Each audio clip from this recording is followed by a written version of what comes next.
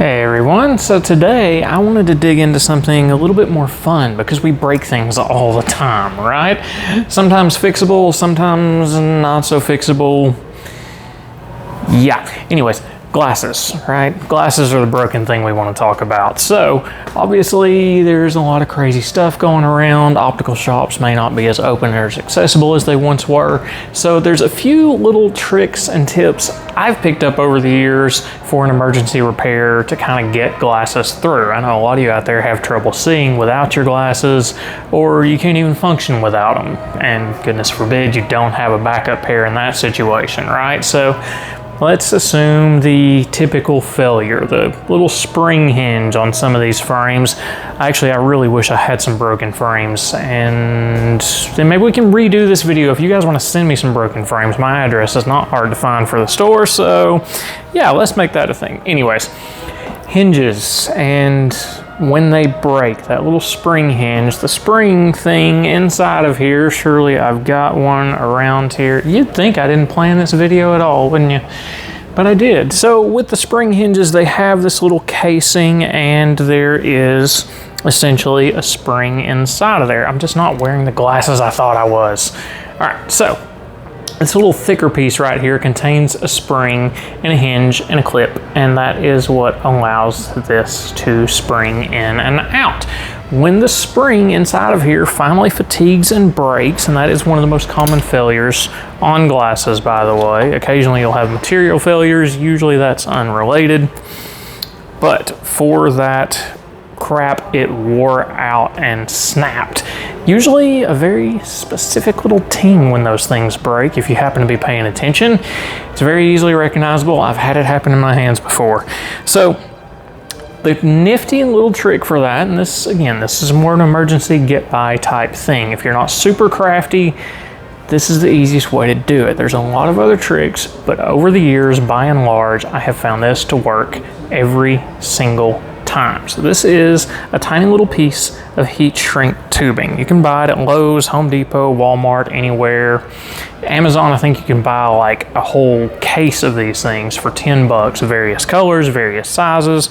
But the main thing is you want something that will fit over the temple. In this case, I am going to use something a little bit different so you can see what we're doing here. And that is essentially you will take the broken end of your spring hinge, and it's a screwdriver, not a spring hinge, and you are going to put that little heat shrink tube over the end of that.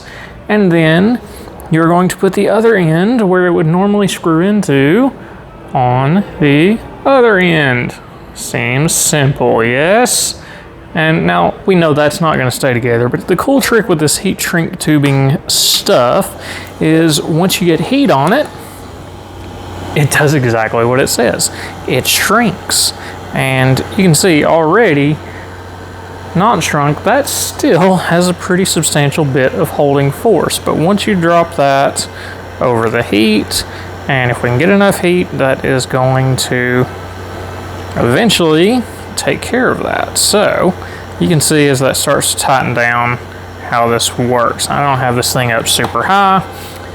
Hair dryer works in a pinch, but a heat gun really cranks it and gets this stuff good and tight. And now again, there we go. Now we've cranked up the heat past just normal adjustment range, and that's where you're gonna get that super tight seal. You can see that's already shrunk down there dramatically. So there you go. Once that cools off, that's going to be a little bit better, but now you can see how much that has tightened down and how that works on those hinges too. Basically what happens when the spring hinge fails is you've got a little piece that is still sticking out that goes into that casing and slides into where the screw once attached.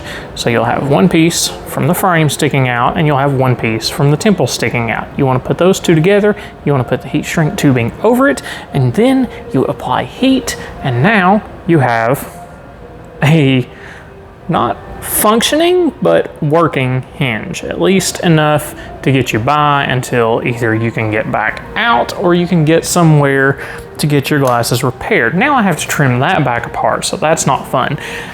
The great thing about this trick, it doesn't work for just spring hinges. This works sometimes, depending on how thick your material is. If you break in the bridge, you can use that same method.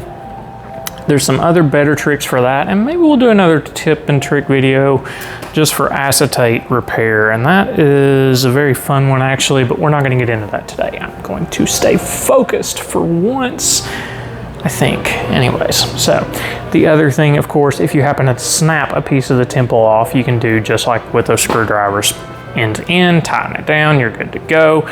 And again, this is more of an emergency get by. You can use it for a while. It looks decent. It's not meant to be a permanent repair. This is emergency 101 for metal frames.